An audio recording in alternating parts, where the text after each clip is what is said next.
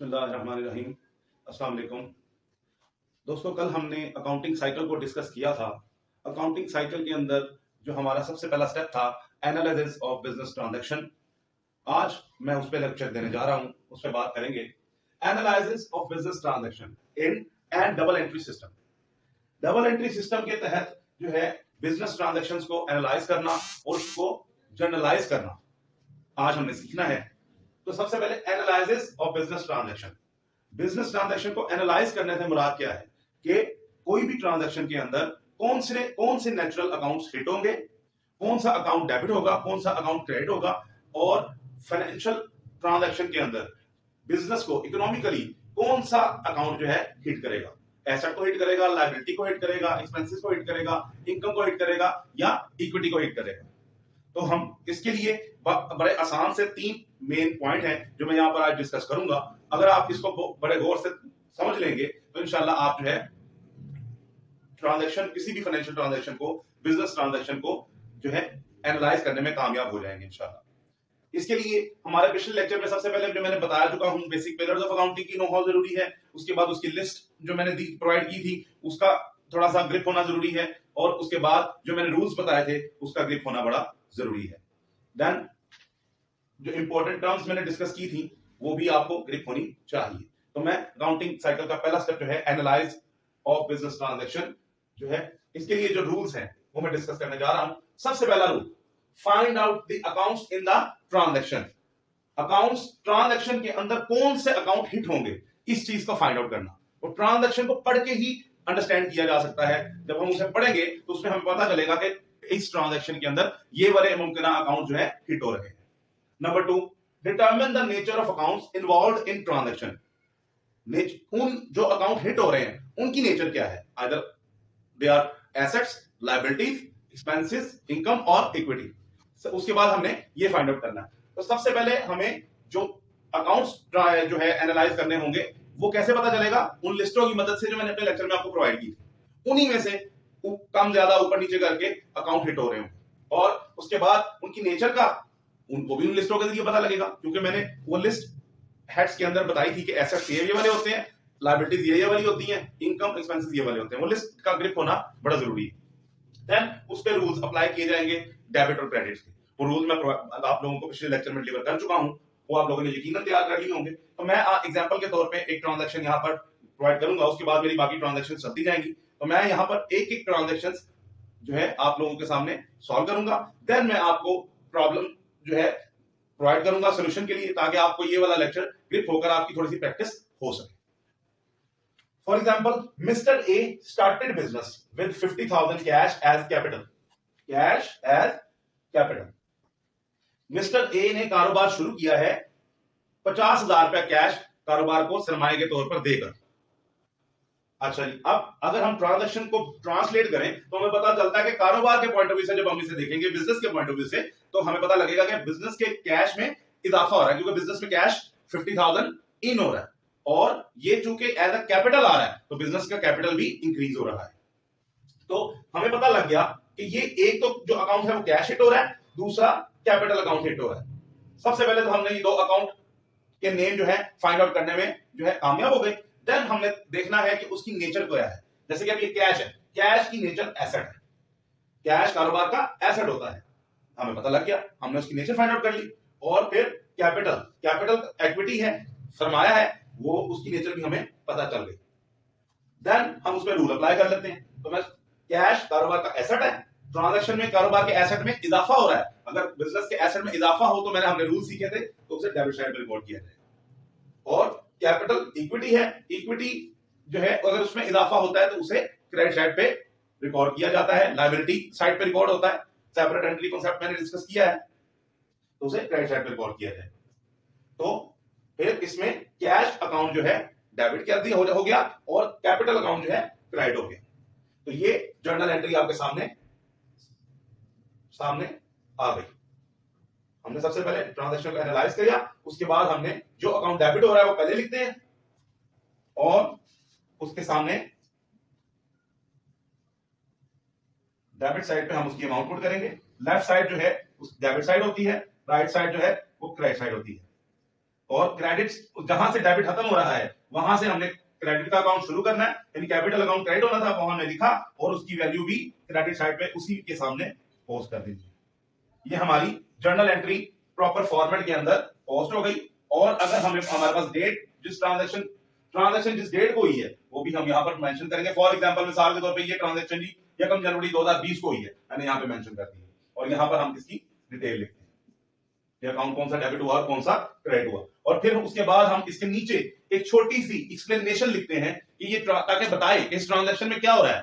तो वो जो ट्रांजैक्शन है उसी के अंदर से हम उसको जो एक्शन हो रहा होता है उसको यहाँ पर ब्रीफ कर देते हैं। इस ब्रीफिंग को हम नरेशन का नाम देते हैं।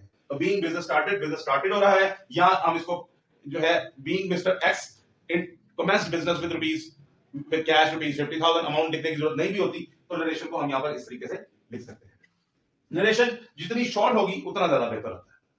तो ये एक जो है ट्रांजैक्शन मैंने यहाँ पर फॉर एग्जांपल के तौर पर जो है यहाँ पर डिस्कस की है। Started business, commenced business, introduced business, इन तीनों में से कोई भी लफ्ज जो है ट्रांजैक्शन में इस्तेमाल किया जा सकता है, तीनों का एक ही मतलब होगा। इसके बाद ही दूसरी एग्जांपल जो है मैं डिस्कस कर लेता हूं। सेकंड एग्जांपल बनेगी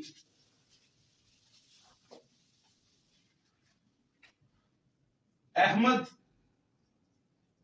started business with rupees 1 lakh, with cash rupees 1 lakh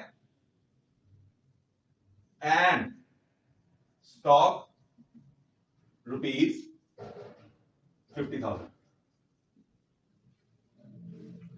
Ahmed started business with cash rupees 1 lakh and stock rupees 50,000 as capital. As capital का वर्ड अगर वो ट्रांजैक्शन में मेंशन है या नहीं है, जब भी बिजनेस स्टार्ट हो रहा है तो ये दोनों जो चीजें हैं या पैसे हैं, एसेट्स हैं, वो बिजनेस में जो इन्वेस्ट किए जा रहे हैं वो कैपिटल ही होता है। ठीक है जी। तो इसके अंदर अब हम जब इसको एनालाइज करने जाएंगे तो हमें पता चलेगा बिजनेस के पॉइंट ऑफ व्यू से कि बिजनेस के पास 1 लाख रुपया कैश आ रहा है, स्टॉक बिजनेस के पास आ रहा है 50,000 का, और ये दोनों एज अ कैपिटल आ रहे हैं। तो हमारे पास पता चला कि एक अकाउंट कैश यूज होगा, दूसरा अकाउंट कैपिटल यूज होगा, तीसरा अकाउंट स्टॉक यूज हो जाएगा। तरतीब थोड़ी सी, कैश, स्टॉक एंड कैपिटल। तो कैश तो हमें मालूम है, कैश हमारा एसेट है बिजनेस का, और एसेट में इजाफा हो रहा है तो इसे डेबिट साइड पे रिकॉर्ड कर दिया जाएगा। ये कैपिटल इक्विटी है, ऑनर इक्विटी, इसमें भी इजाफा हो रहा है, क्रेडिट साइड रिकॉर्ड कर दिया जाता है, रूल्स अप्लाई करते हैं। स्टॉक भी कारोबार का एसेट होता है और एसेट में इजाफा हो रहा हो तो उसे डेबिट साइड पे रिकॉर्ड करते हैं। तो ये हमारा जो है दूसरी एग्जांपल है ट्रांजैक्शन की। और यहां पर अगर मैं इसकी जर्नल एंट्री पास करना चाहूं तो कैश अकाउंट डेबिट होगा, स्टॉक अकाउंट डेबिट हो रहा है और कैपिटल अकाउंट जो है वो क्रेडिट हो जाएगा। डेबिट की अमाउंट डेबिट साइड पर और कैपिटल की अमाउंट क्रेडिट साइड पर मेंशन कर दी जाएगी, और अगर डेट मेंशन हो तो वो कर दी जाएगी। जी, ये बात क्लियर हो गई जी आप लोगों को? ठीक है। इसके बाद इसके अलावा बिजनेस में स्टार्ट करते वक्त कैश, स्टॉक, बिल्डिंग, फर्नीचर, कोई भी चीज इन्वेस्ट की जा सकती है। जितनी चीजें एज अ कैपिटल बिजनेस के अंदर इंट्रोड्यूस हो रही होंगी उतने ही अकाउंट बढ़ते चले जाएंगे। ठीक हो गया जी। तो ये थी जी बिजनेस स्टार्ट करने के हवाले से ट्रांजैक्शन जो हमने डिस्कस की अभी। इसके बाद हम दूसरे नंबर पे जाते हैं। दूसरी नंबर पर जो अहम ट्रांजैक्शन है, गुड्स और मर्चेंडाइज परचेज भी आ जाता है, परचेज और बॉट का वर्ड भी यूज किया जा सकता है। फॉर रुपीज 10,000, सपोज 10,000 जी, गुड्स परचेज फॉर रुपीज 10,000। अब हमने चीजें गुड्स परचेज हो रही हैं, बिजनेस परचेज कर रहा है, तो हमने यहां पर टर्म जब डिस्कस की थी तो वहां हमें पता चला था कि जब भी परचेज की जा रही होंगी तो वो दोबारा बेचने के इरादे से जो है बिजनेस जो है परचेज कर रहा होगा। तो परचेजेस को यहां पर इस एक अकाउंट तो हमारे पास आ गया जी, परचेजेस अकाउंट। ठीक है जी। और नंबर 2, अब यहां पर इस ट्रांजैक्शन में हमें कहीं नहीं बताया है कि हम इसको कैश पैसे देके चीजें खरीदेंगे, कैश पे करके चीजें खरीदेंगे या उधार खरीदेंगे। दो तरह की परचेज हमने डिस्कस की थी, कैश परचेजेस और क्रेडिट परचेजेस। तो यहां पर जब कुछ नहीं बताया जा रहा कि कैश खरीदी जा रही है या क्रेडिट पे खरीदी जा रही है, तो हमने अंडरस्टूड बात है कि हमने कैश पे किया, हमने अंडरस्टैंड कर लेना कि कैश पे किया। तो कैश पे किया तो कैश बिजनेस का एसेट है, उसमें कमी हो रही है तो इसे क्रेडिट कर दिया जाएगा। परचेजेस जो है वो बिजनेस का स्टॉक भी होता है, उसमें इजाफा हो रहा है, उसे डेबिट साइड पे रिकॉर्ड किया जाता है। ठीक है जी। आमतौर पर अमूमी तौर पर परचेजेस जो है एक्सपेंस में ही जो है कंसिडर किया जाता है, क्योंकि रॉ मटेरियल खरीद रहे होते हैं। तो बाद बात हमारी जो परचेजेस हैं वो स्टॉक पे भी कन्वर्ट हो जाती हैं, जो बच जाती है। जी बात समझ आई जी। तो परचेजेस हमारा एक्सपेंस भी है और स्टॉक भी बन जाता है, तो उसमें दोनों में इजाफा हो रहा है। एक्सपेंस में अगर इजाफा हो रहा है तो डेबिट साइड पे रिकॉर्ड किया जाता है परचेजेस को, और कमी हो रही है तो क्रेडिट साइड पे रिकॉर्ड किया जाता है। तो परचेजेस जो है अकाउंट जो है वो डेबिट हो जाएगा और कैश अकाउंट जो है क्रेडिट हो जाएगा, और नरेशन आ जाएगी बीइंग गुड्स परचेज्ड।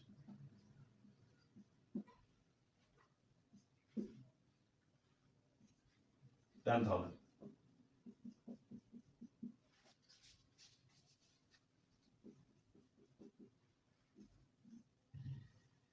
अच्छा, इसके अलावा अगर वर्ड गुड्स के अलावा गुड्स परचेज हो रही है ना, मर्चेंडाइज या गुड्स परचेज, इसके अलावा कोई और चीज परचेज हो रही है गुड्स के अलावा, लेट्स सपोज मशीनरी परचेज हो रही है, बिल्डिंग परचेज हो रही है, फर्नीचर परचेज हो रहा है, and many more, iron safe etc. तो फिर परचेजेस की जगह जो चीज परचेज हो रही है वो वाला अकाउंट हिट होगा, और बाकी transaction same as it is perform कर दी जाएगी।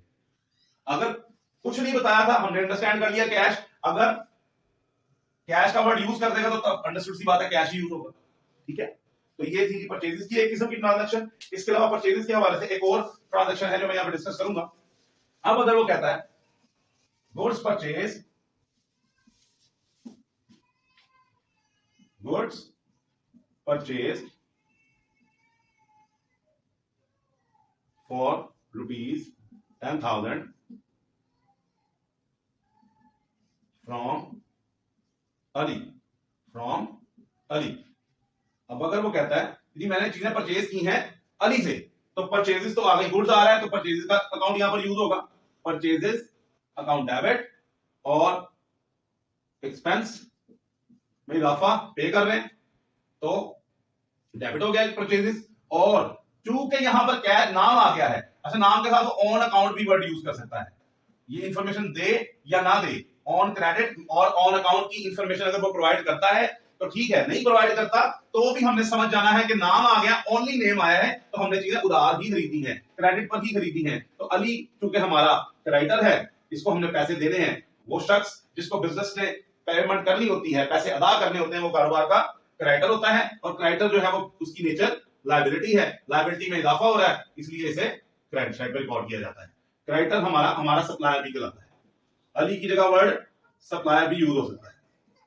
तो ये थी हमारी परचेज, गुड्स परचेज के हवाले से ट्रांजैक्शन। इंशाल्लाह ये लेक्चर यहां पर जारी रहेगा, इसके अगले हिस्से में मैं अपनी ट्रांजैक्शन की मेन इलस्ट्रेशंस को कंप्लीट करूंगा, देन इसके बाद हम एक्सरसाइज की तरफ जाएंगे, और इंशाल्लाह आपको उसके बाद एनालिसिस ऑफ बिजनेस ट्रांजैक्शन के बाद जर्नल एंट्रीज की तरफ लेकर जाएंगे प्रॉपर फॉर्मेट के जरिए, और उसके बाद फिर इंशाल्लाह लेजर का लेक्चर शुरू होगा।